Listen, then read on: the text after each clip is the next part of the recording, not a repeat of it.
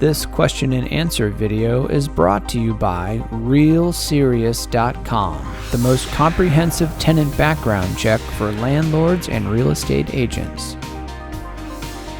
So we are often asked, should you screen each tenant when couples apply? Understandably, new landlords tend to wonder whether or not it's necessary to screen both people. For example, let's say that only one is working at the time, so why is it necessary to screen the other person? If there's one thing we've learned over decades of screening applicants is that both individuals will come to the table with separate pasts.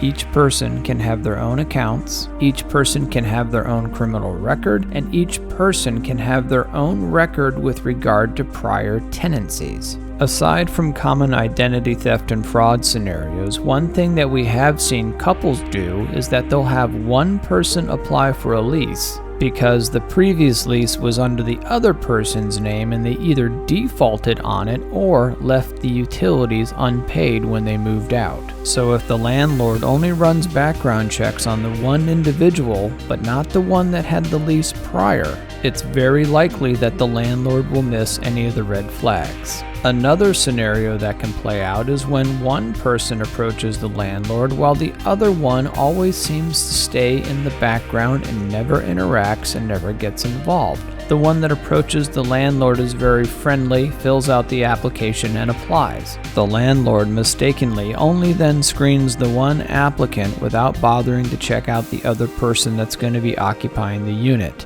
Only later do they then discover that the other person had the criminal record. So our position has always been, you will never regret screening every adult occupant, but there's a chance you may regret not screening. If you would like to screen your tenants, you can visit RealSerious.com for the most comprehensive report available in the industry. And if you would like to see more videos, please like and subscribe.